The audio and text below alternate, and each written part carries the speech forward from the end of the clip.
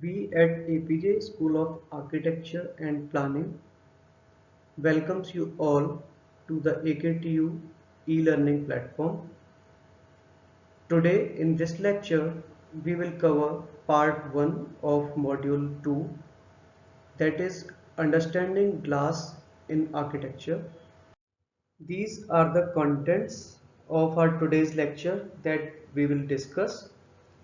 First of all, we'll discuss a brief introduction about glass and its importance in architecture. Then we will discuss the manufacturing ingredients and how the glass is manufactured by float process for various architectural applications. Then various properties of glass like thermal, chemical, mechanical, optical and the electrical properties. Then what is the shading coefficient and the G value? What are U value and R values? Process of annealing and tempering. And then we will discuss to understand the classification of architectural glass under the two broad categories. They are annealed or the basic glass and the processed glass. And under these two categories, we will discuss in detail various types of glasses. So, as the introduction to the glass, we see that glass has been a fascinating material to the humankind since it was first made in about 500 BC. At the first thought to possess the magical properties, glass has come a long way and it is one of the most versatile and oldest materials in the building industry. From beginning as a window pane in luxury houses to the structural members in the new buildings, glass is an amorphous structure that makes it brittle and having similar properties like non-crystalline polymers and alloys. So glass can serve for a wide range of functions as its beauty, versatility and practicality makes it suitable to use in both the commercial as well as the residential projects. In architecture, glass can be used in exterior as well as in interiors, like in the building fenestration for doors, windows, and for cladding in facades, and in the interiors for providing glass partitions, skylights, glass floors, staircases, and also can be used as glass furnitures. It can also be used for the several other applications in building industry with its special values that we will discuss later while discussing the different types of glasses. So here, with the help of these images, we can understand the different applications of glass in architecture. Here in the first two images, it is being used to bring daylighting in, and in the images in the middle being used for guarding at the balcony and in staircase, whereas in the last two images being used as glass facade.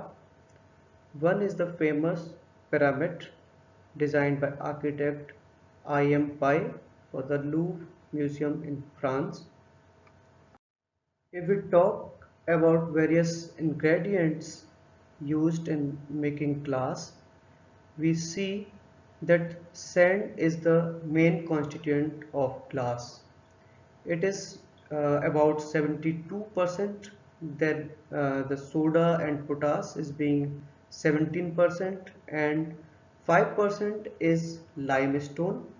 Along with these broken pieces of glass, which are called as cullet, they are also added as flux. It actually reduces the energy consumption by reducing the melting point, and thereafter this batch of raw materials is mixed with water and heated up to the temperature range of 1000 to 1200 degrees Celsius to make the liquid silica viscous and workable, and also to reduce the melting point of the silica. The carbonates of sodium and potassium are added. If we talk about the role of these materials in the composition of glass, soda acts as an accelerator for the fusion of glass, whereas the potash makes it more resistant to fire, and the different oxides of iron, lead, and borax, they modify its basic properties. Like the borax increases the heat resistance, lead gives shine, and the iron oxide imparts strength to the glass. So here we will discuss the manufacturing process of glass through float process. As almost all the glass for architectural purposes is manufactured through this technique, the process was invented by Sir Alastair Pilkington in 1952.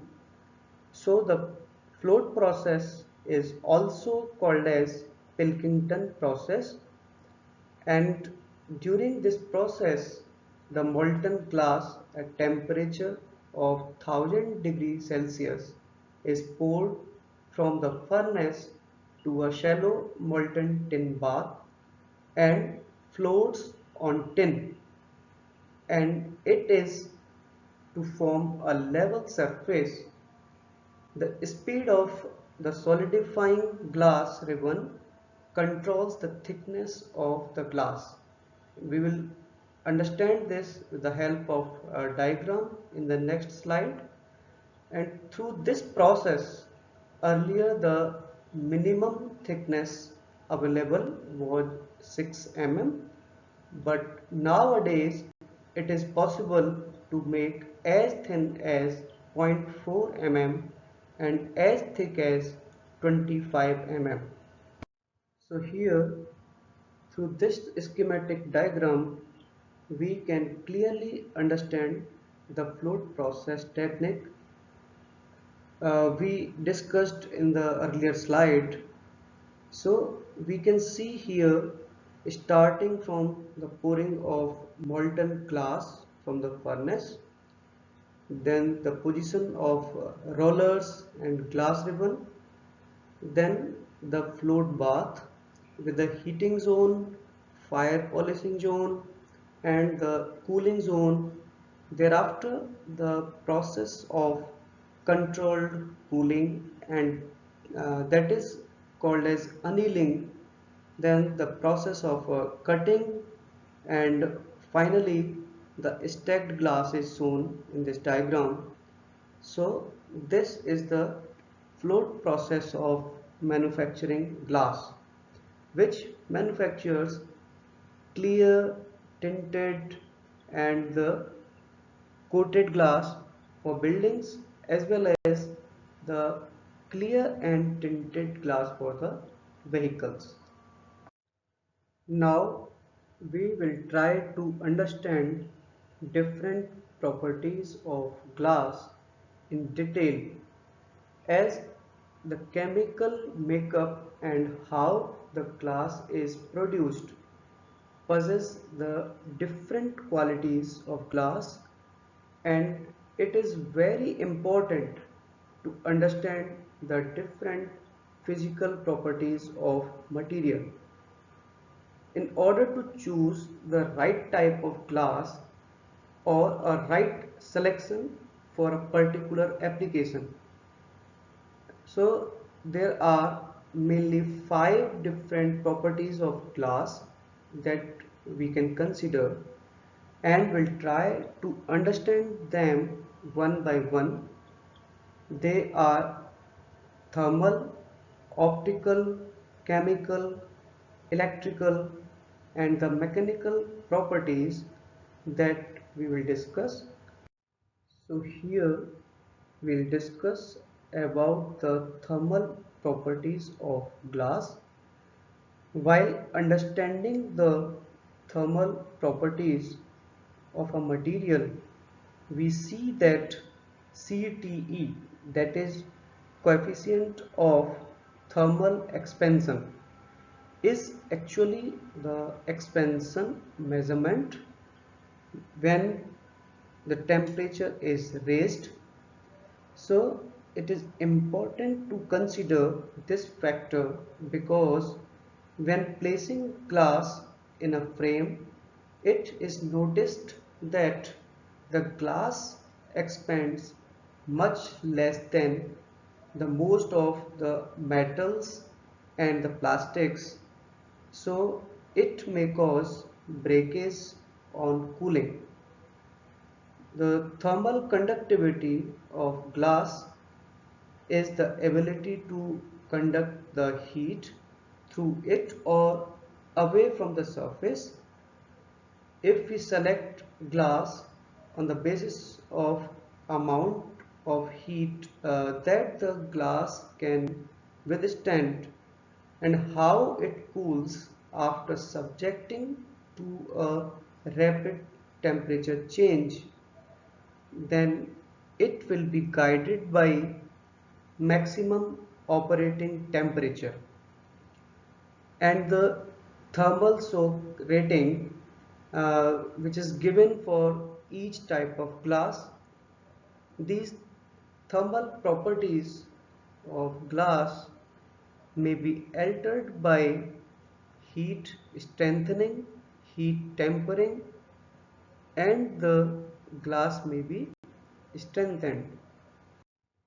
While understanding the optical properties of glass, it is to note that for determining the amount of light passing through the glass, there are several important measurements like the refractive index that determines how much the light wave is bent while entering or leaving the glass surface.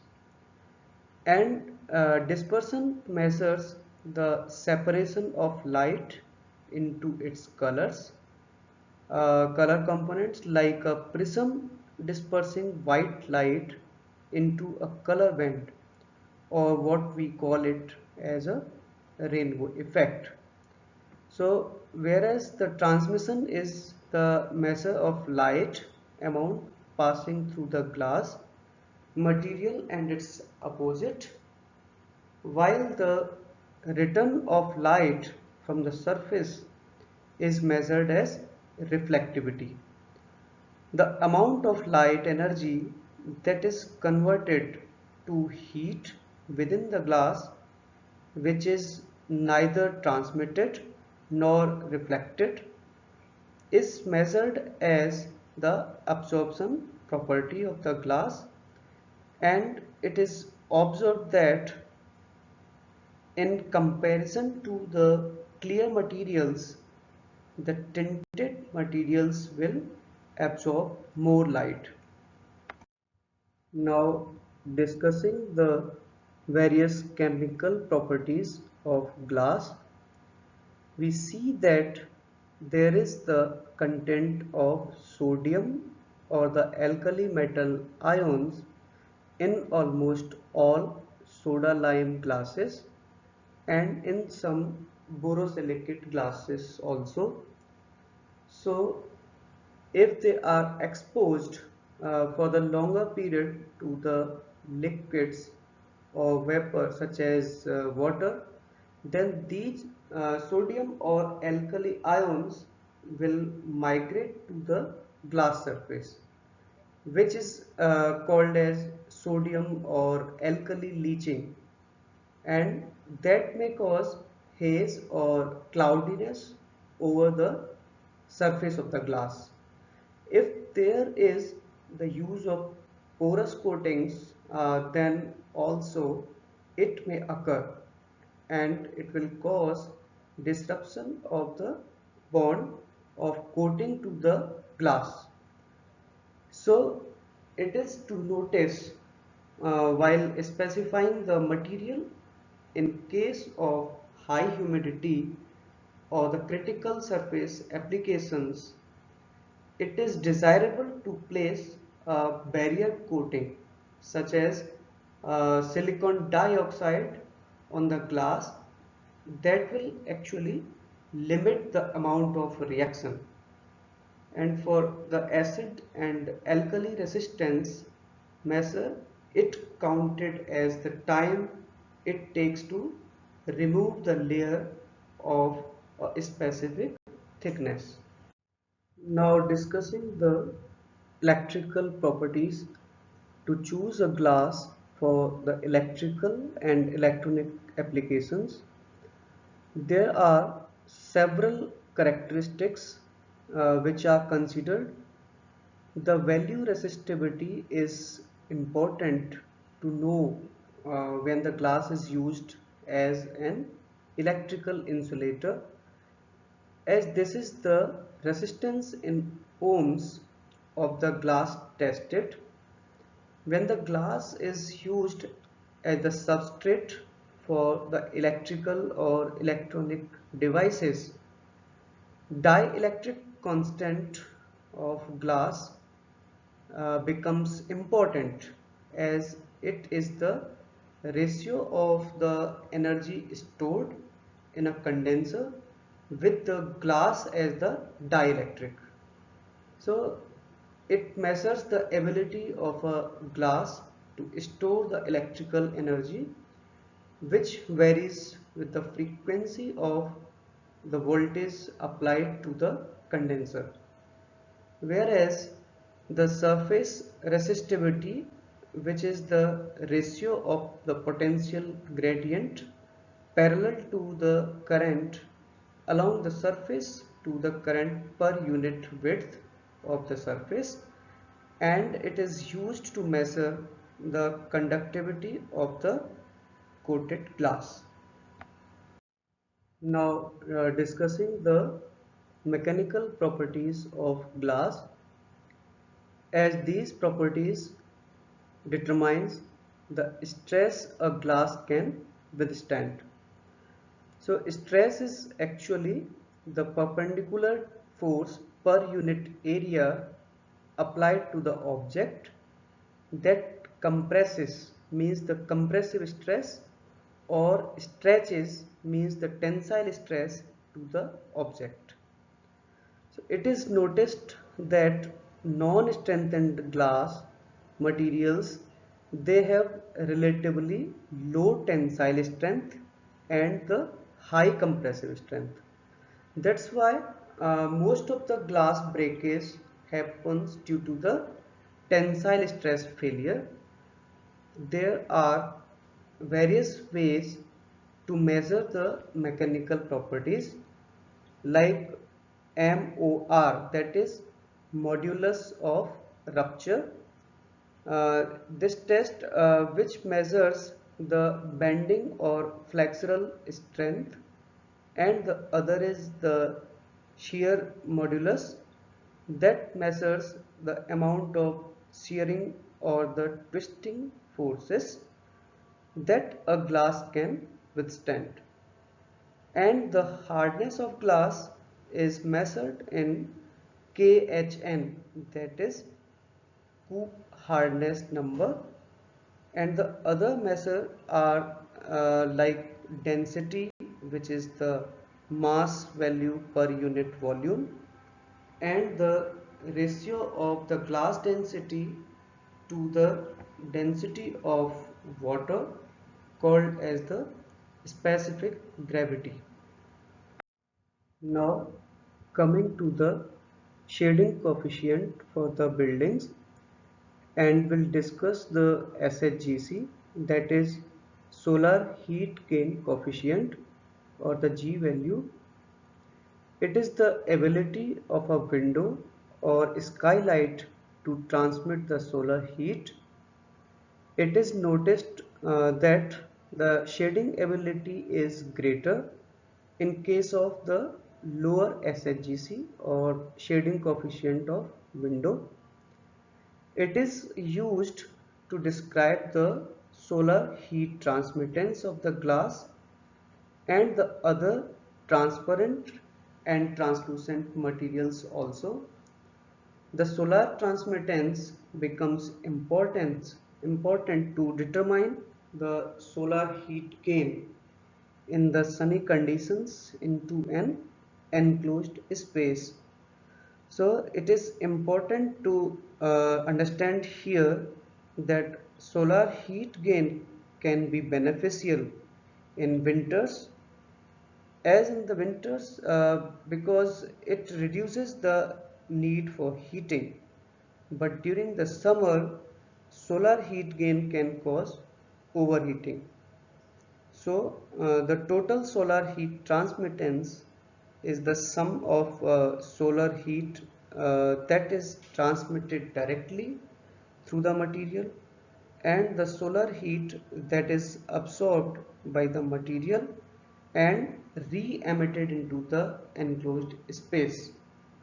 So SHGC, or the solar heat gain coefficient, or the window solar factors, G value, represent the fraction of incident solar radiation transmitted by a window, and it is expressed as the numbers between 1 and 0, where 1 for maximum possible heat gain and for no solar heat gain it is 0. So solar heat gain coefficient is approximately 0.87 times of the shading coefficient. Now it is important to understand U values and the R values. So we'll try to understand what are these values and how they are important to consider. So U value is the most important glass performance measure, also called as U factor, and this U factor measures the insulating characteristics of glass. That means the heat flow or heat loss through the glass because of the temperature difference. U values ranges from 0.1 to 1, where 0.1 means there is very little heat loss, whereas 1 indicates high loss of heat. So this is clear now that if the number is lower, then the insulating performance is better. U value is measured by the number of BTUs, that is British thermal units, that passes through per square feet area per degree temperature difference from one side to the other side of the window. So for U value and R value, we see that the U value is used for measuring the performance assemblies like IGUs, that means insulated glass units, whereas R value is used for measuring the performance of most other parts of the building envelope like walls, floors and roofs. And it is to notice here that U and R values are mathematically reciprocal to each other. So here it is to note that the lower the U value, if the U value is lower, it indicates the better insulating performance, and The higher R value indicates the better thermal insulation. So here we can see how these U values and R values are reciprocal to each other. If we know U value, then the reciprocal of it will be the R value and the vice versa. So it is clearly shown here that the performance is better if the U value is lower and the R value is higher. So it is to understand that the U values of the assembly can be improved by number of ways, like using the double or triple glazed insulated glass units, and by using the noble gases like argon in between the glass slides, by optimizing the cavity size between the glass slides. Mostly this space is taken as ½ inch, uh, used for both air and argon, and it is seen that the specific spacers can create the effective thermal barriers, and the U values can be improved by using the low E coatings, where the coatings can be provided on more than one surface also. Here we'll try to understand the process of annealing and its necessity for the glass. So here in this image, it is shown that the stresses between the interior and the surface of the glass, and these stresses are created by the process of expansion and contraction because of the heating and cooling. And this is the most distinctive physical property of the glass, that how it reacts to the temperature variation. So in order to relieve these stresses which are responsible for the breakage of the glass at the room temperature, the glass is cooled in a controlled conditions with a predetermined temperature gradient. So thereby cooling the surface and the interior of the glass in a uniform manner, and this process of cooling glass for relieving these stresses is called as annealing. There are two different processes for the strengthening of glass. One is annealing and the other is tempering. The glass undergoes through the process of annealing during the initial manufacturing. As the process was discussed in the previous slide, whereas the tempering is done for the strengthening a finished piece of glass. So we'll discuss the tempering in the next slide. Here we need to understand that in the process of annealing, the glass undergoes for slowly cooling to relieve the internal stresses as we have discussed.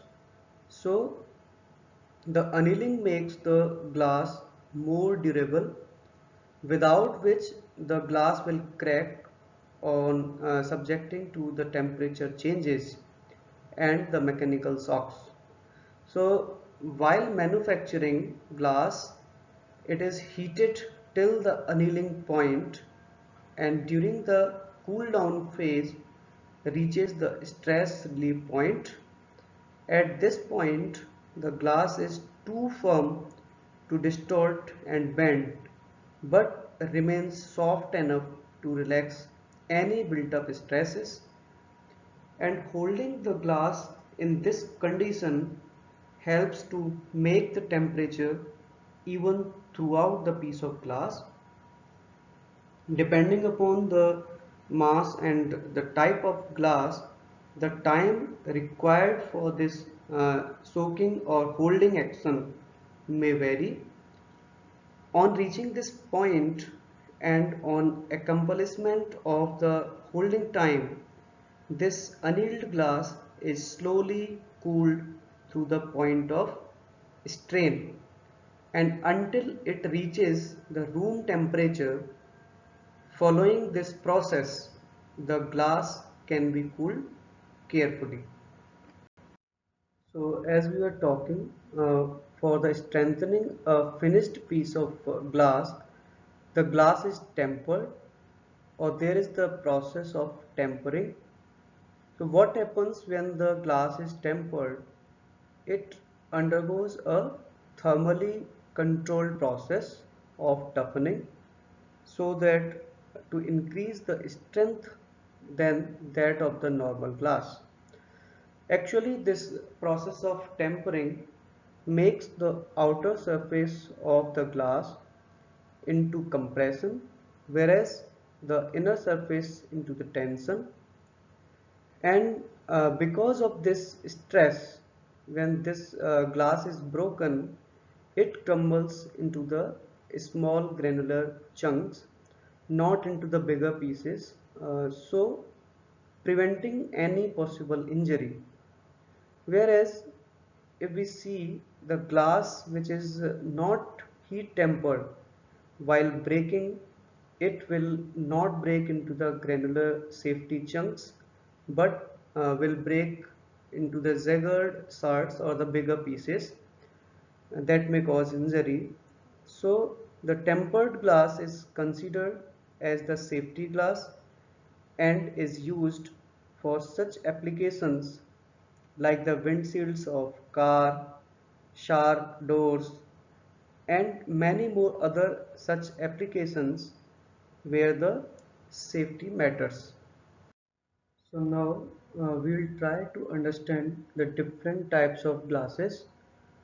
The glasses can be categorized in many different ways on the basis of their composition and manufacturing, their properties, their applications, and also on the basis of specific characteristics that some glasses possess. So here we will discuss the types of glass under the two broad categories, that is basic or annealed glass and the other under the processed glass. As almost all the glasses used for the architectural applications are the annealed glass, which are manufactured through the float process that we discussed earlier. So the annealed glasses are simple clear glass, extra clear glass, borosilicate glass, patterned glass, tinted glass, reflective glass with online and offline coat. So what are these online offline coat? We'll discuss later in the coming slides. And then the mirror glass. If the annealed glass is further processed to make changes to its properties, it is called as the processed glass, and the types of processed glass are like the tempered or heat strengthened glass, laminated glass, insulated glass unit or IGUs, and the decorative glass. So now we'll discuss all these types of glasses one by one in detail. So ma'am will explain these types of glasses in more detail. The first basic glass is the clear glass and extra clear glass. It would depend on the content of iron whether the glass is clear or extra clear. Therefore, if there is higher iron content, then there will be more thickness and greenish tint will be present in the clear glass, which doesn't require high level of displays. While if the iron content is low, then extra clear glass is obtained. So extra clear glass is used for more transparency than the regular glass, and the light transparency is 5 to 6% more than the regular glass. So the extra clear glass has low iron content, as I have told you before. So it is more clearer, and back painting is much more smoother, making the finished product the exact shade. Okay, then the architects and designers prefer this glass to use when they need 100% of transparency. Okay, and it allows 5 to 6% of more light to come inside. Borosil borosilicate is another type of glass. So in borosilicate, silica and boron trioxide form the main glass forming constituents. The quality of borosilicate glass is that it contains low coefficients of thermal expansion. Then it is more resistant to thermal shock. It has acid resistance quality, and therefore it is used in test tubes, rods, beakers and substances like that. And borosilicate in the borosilicate glass must contain at least 5% of boron oxide, because it helps binding the silicate and aluminum oxide as well as sodium oxide. Pattern glass type. So in pattern glass there is a texture which is pressed in the semi-molten float glass, and therefore a texture is formed on the glass. It enhances the interior space. It gives the translucent feel. It can be tempered and laminated, and it is used in frameless shower doors as well. So where we do not require complete transparency, we can have some design, so there we use patterned glass. Tinted glass. Tinted glass is produced by adding a colorant during the manufacture of clear float glass, and it provides a greater degree of solar control for the buildings as compared to the single clear glass. It comes in various colors such as gray, green, blue. It has those tones of different colors. Then it absorbs direct heat energy. The various features of tinted glass are one, the solar control, second, the permanent color that it has, third, reducing cooling energy cost, fourth, reducing the glare, fifth, low external reflectance, sixth is improving the privacy. Okay, so these are the qualities and due to which tinted glass can be used. Then we have reflective glass, which is online as well as offline. So reflective means a thin layer of metallic or metal oxide is used. Okay, in hard coating reflective glass, they are made either of clear glass or tinted float glass. So it is also available in tempered and laminated glass. So reflective glass type, when it comes to hard coating, that is online, it is manufactured by pouring a thin layer of metallic oxide onto the glass while the glass is still on the float line. Okay, that means it is still being in the process of the making, just after it has been formed into the thickness ribbon. Okay, the metallic oxide layer actually becomes fused. So the metallic oxide layer is fused to the glass surface, and this process makes it very difficult, or to for the glass to be scratched or remove the coating. Therefore this is why it is referred as hard coat. Okay, because of the addition of metallic oxide layer. Often this glass has a bluish tint into it, and they are low in insulation and self-cleaning coating fall into this category of glass. While in offline coating glass, it involves the application of silver, zinc, tin, uh, you know, or sometimes the combination of any two to the glass, that has been already formed. So it takes place after the glass has been formed. Okay, and the coating is softer than the online coated glass, and therefore if silver is used, The offline coating can oxidize if exposed to the normal air, and for this reason offline coated glass must be used in an insulated glass unit. Sealing the coating in between two pieces of glass protects it from outside air and sources of abrasion. Soft coats have been developed with low E glass properties as well as solar control. So these are the few properties. So basically offline और online में ये फ़र्क है कि one is made while the glass is in the process. The other, that is the offline, is made when the glass has been made, and after that the coating is done. Now we have mirror glass. So mirror is basically a polished smooth surface that forms images by reflection. Okay, and it can be used in partitions, doors, displays, cupboards, etc. So early mirrors have different uses, but in modern times, they are basically more smoother than before, and the coating is done in silver, and reflective paint or aluminium powder coating can also be done. So just like a standard flat glass, mirror glass can be cut to sizes and variety depending on the application, and can be utilized across a vast array of building and application, including walls, partitions, doors, displays, ceilings, wardrobes, etc. Then tempered glass. Tempered glass are basically the toughened glass. Okay, these are the safety glass processed by controlled thermal or chemical treatment. So the basic function is to increase its strength compared with normal glass, and it is 4 times more stronger than the annealed glass, the basic glass. When it breaks, it shatters into it shatters into small pieces, small chunks, and it causes less injury.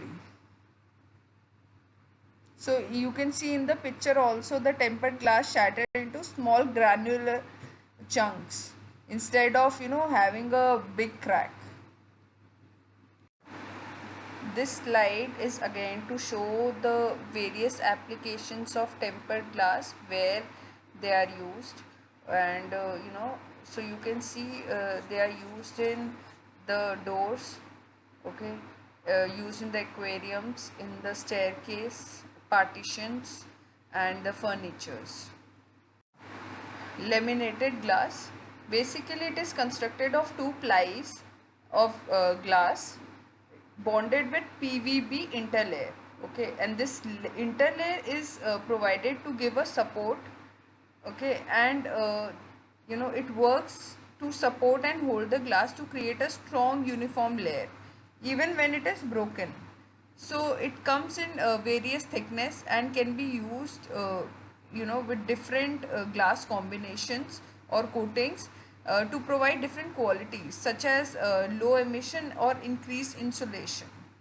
Okay, so it provides a very strong yet transparent layer. Okay, the thickness could vary, and this makes a great alternative for traditional glass.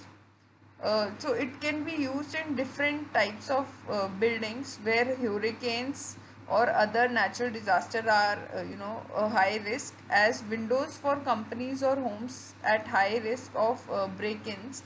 So there you can use this laminated glass as display cabinets also for valuables such as jewelry stores, aquariums, animal enclosures, glass floors, glass stairs. So all these places you can use this type of glass. So these are the benefits of laminated glass.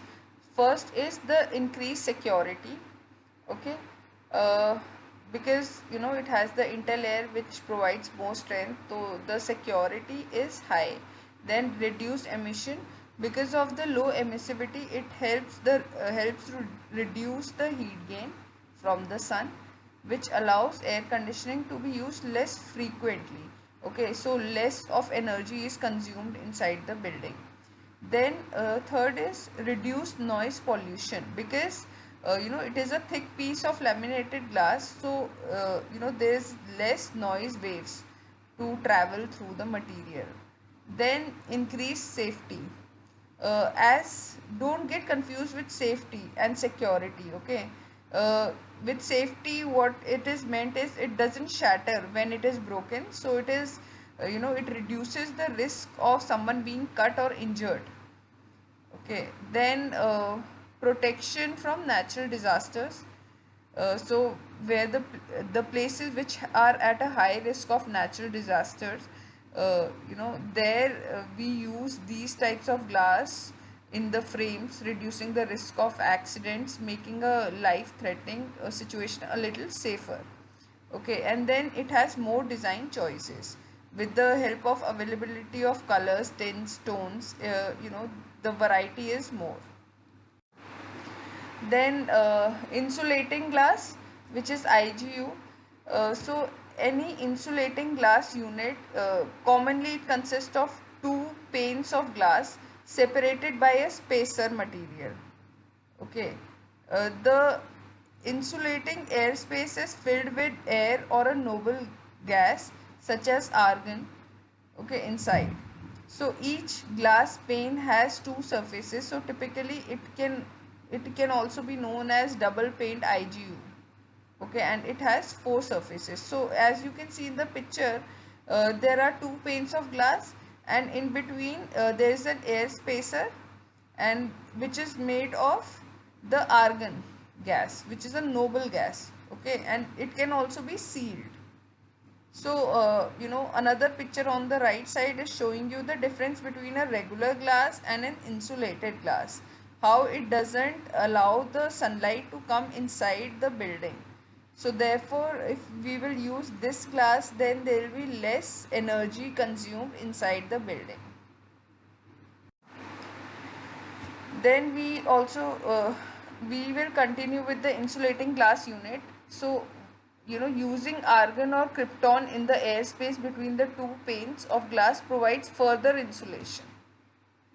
Okay, as these gases are denser than air and less likely to let heat conduct through the IGU. So it is combined with the low E glass coating. These gases work to improve the window's overall U value, which is a measure of heat transmission through a building part. Okay, so lower the U value, the better is the insulating glass unit. So जितनी कम U value होगी उतनी better insulating glass unit होगी. Okay, so therefore अगर 90% argon gas है and it is filled, argon gas fill जो है use किया गया है in low E IGU instead of air, the Windows U value can be improved up to 16%. Similarly, krypton improves the U value in a low E IGU by up to 27%. So argon और krypton का अलग अलग percentage है U value के लिए. Argon में 90% जो है वो यूज़ होगा, और सिमिलरली अगर 90% आर्गन यूज़ होगा तो 16% उसकी U वैल्यू इम्प्रूव होगी, और क्रिप्टन अगर 90% यूज़ होगा तो U वैल्यू जो है वो 27% इम्प्रूव होगी. सो however using a noble gas instead of air in IGU can both add time and cost to the window construction. So also, therefore they are used in homes, keeping them warmer in winters and cooler in summers. Decorative glass. Decorative glass can add beauty, light, privacy, and it gives a feeling of space to the interior or the exterior of any sort of a building. So it gives a wide range of opportunities for artistic expressions, and it enables designers to bring their vision to life with architecture and interior spaces also. So that is the potential of a decorative glass. So decorative glass जो है it can be with a wide range of direct to glass digital ceramic printings. So when you talk about this, then there's the use is in the custom artworks, photography, stock images, standard patterns. Okay, the durability of ceramic frit paint and large formats capability make it perfect solution for building envelopes and public art displays also. So as you can see in the images, so decorative glass have been used in different sort of spaces. So mainly I think it can be divided into three parts. Okay, so जैसे एक printed glass भी decorative glass हो सकता है, एक pattern glass भी decorative glass की तरह यूज़ हो सकता है depending on the taste of the designer. But अगर हम widely देखें तो we have this back painted glass which comes in different colors. Okay, including the custom matched colors is ideal for wall cladding, backsplashes or other interior design applications. Then we have glass entrance systems, which are used in partitions and railings, custom fabricated, and it offer an endless array of design options utilizing extensive product range and fabrication capabilities. Then we also have satin, that is edged glass. It is hydrofluoric acid, uh, this and with full flood. This is a single double sided glass or in many patterns, and it is ideal for widely used along with the features in commercial and residential spaces, such as all the glass entrances that we see around, then partition walls, shower enclosures, tables, counters, tops. So basically it is more translucent kind of a glass. Then the other type is the special types of glass. So in special types we have certain glasses which are which have different qualities than a normal glass, which is decorative, which is laminated, which is tempered. So these are the different glass, and such as smart glass, which is used in today's century. So with the emerging technology where transparency level of glass can be altered from transparent to translucent, and by blocking some wavelength of light. So liquid crystal switchable coating is bonded directly to a toughened glass panel, and it saves lot of energy. Okay, it saves energy cost also, so for heating or cooling. Then this solar panel glass,